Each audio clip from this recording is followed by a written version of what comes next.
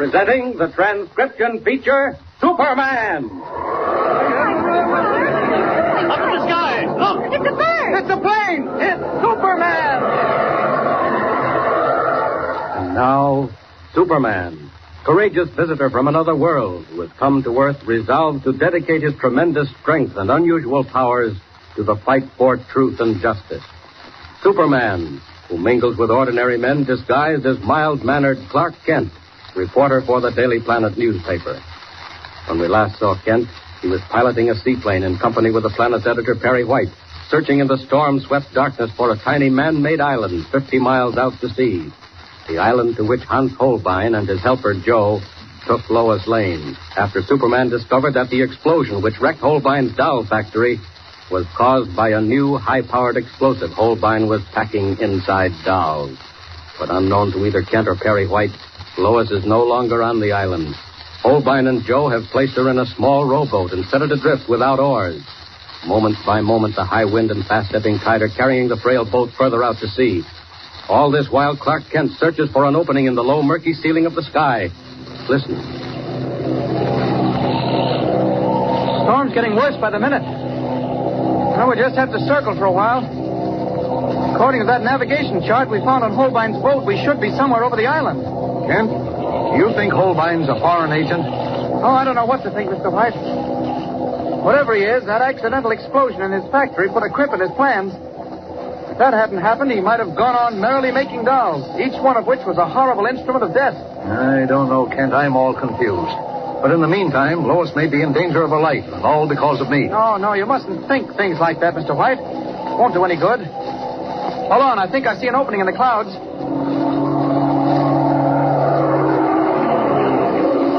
Ah, we got through, Mr. White.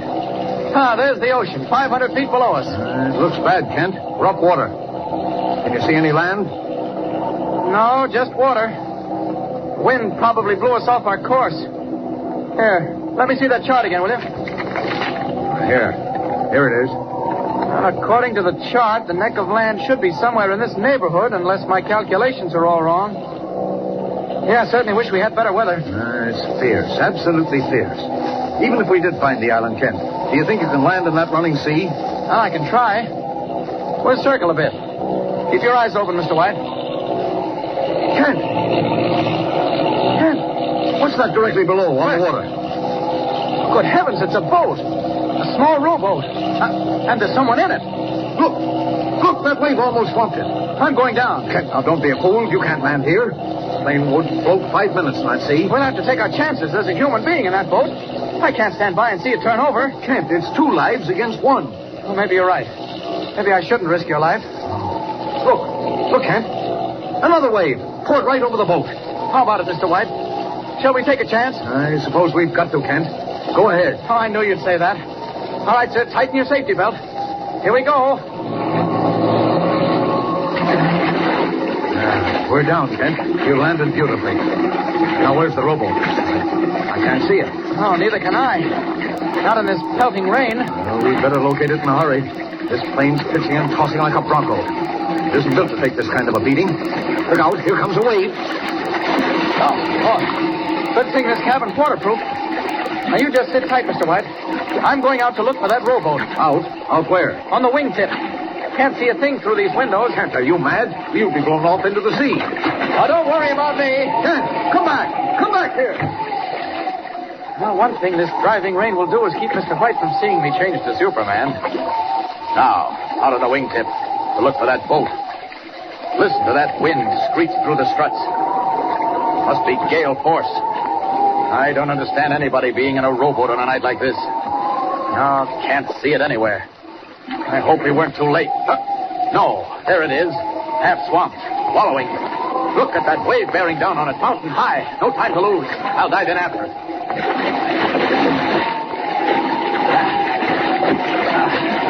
Oh, that wave capsized the rowboat. I may not be able to find whoever was in it. Not in this sea. Faster. Faster.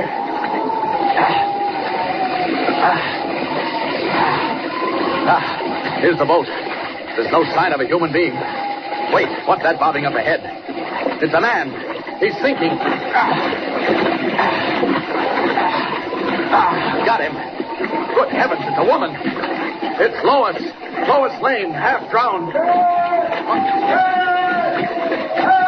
Calling. Mr. White shouting for help. Look, the plane. A wave hit it and turned it over. It's going down. Hold on, Mr. White. Hold on. He hasn't a chance. Can't make much speed with one arm, but I must keep Lois's head above water. Mr. White! Mr. White! Oh, the plane sank like a rock. There's nothing but an oily film on the water. Mr. White! Mr. White! Oh, he's gone. Probably went under with the plane. There might be a slim chance of finding him if I dove down, but that would mean leaving Lois to drown. No, I can't take that chance. Got to get her to a doctor before it's too late. Up! Up! And away!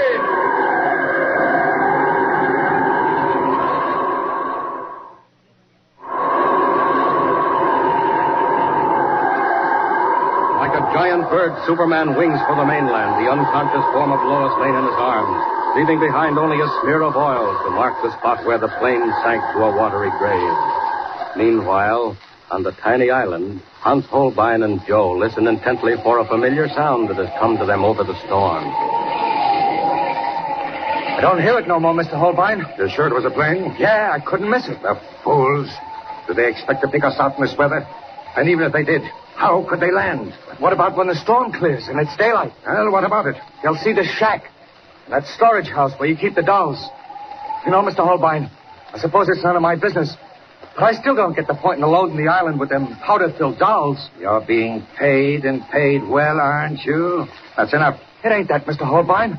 I was just wondering. You've been carting that high-powered stuff over here for almost a year. And I would have kept carting it if that Peters numbskull hadn't dropped the lighted match into an open case of dolls and caused the factory to blow up. I know. But what are you going to do with all this stuff that's here now? Almost a ton of it. What am I going to do with it?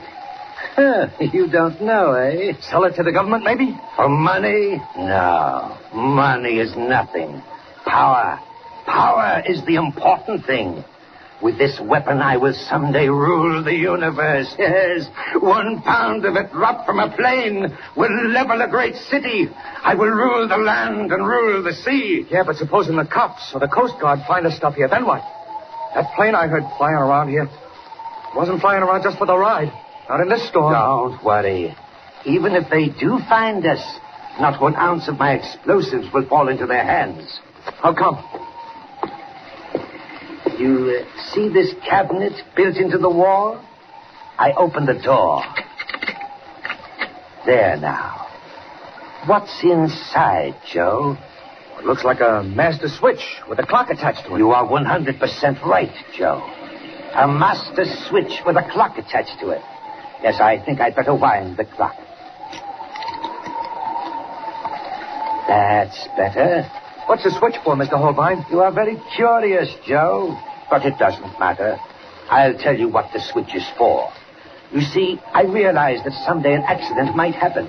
Like the explosion in a doll factory. An accident that would put the police on my trail. And so I prepared. Prepared what? Buried deep in the sand, all over the island are hundreds of pounds of my explosive. Electrical wires lead to this switch. If danger threatens, I set the clock for 5 minutes, 10 minutes, an hour, as I please. Throw the switch, and within the time I have chosen, the island will blow up into 1,000,000 fragments and disappear into the sea. You mean there'll be nothing but water where the island is now? I mean just that. Oh! Oh! Hey, what was that? Someone's calling for help. Outside, open the door. Come in. Falling out of the water off the beach. So go get him, but be careful. It may be a trap. Captain! Bring him in, Joe. Lend a hand. The guy's waterlogged. Yeah. Up with him. That's it. Now close the door. He must have fallen off a boat. Oh, I don't think so. See what he has in his coat pockets. A lot of wet papers. Here, let me have them. This is very interesting. What is it, Mr. Holbein? This man is Perry White, editor of the Daily Planet. Hey, that means they're around here someplace. They know where we are. Stop shaking like that. Tie him up quickly. There's rope in the corner. Now, hurry. There's not much time. What you going to do? Oh, never mind. All finished? Yeah. He won't get loose. All right. Stand up. Hey, what you pointing a gun at me for? Turn around, Joe, and put your hands behind you. Hey, what's the big idea? You ask too many questions, Joe. You're too curious. Men who are curious can't be trusted. There. That fixes your wrist. Yes, this rope came in handy. Hey, you ain't gonna leave me here. Now get down. Down on your stomach. Hey, don't leave me here, please. Please don't leave me here. Now, a few turns of the rope around your ankle. No. Tighten it up. And we're through. I didn't mean nothing. But you can trust me. I'll set the clock for 10 minutes. That'll give me enough time to get off in my plane. The wind's down. No, not that. There, that does it. Now to throw the switch. No, please, Mr. Holbin. Don't leave me here.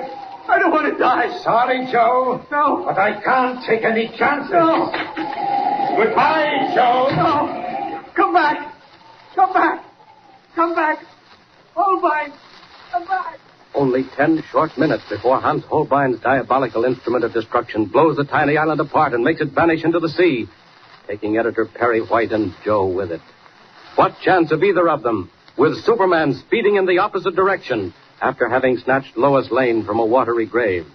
Tune in next time and hear the startling climax of the transcription feature, Superman. Up in the sky. Look. It's a bird. It's a plane. It's Superman. Superman is a copyrighted feature appearing in Action Comics magazine.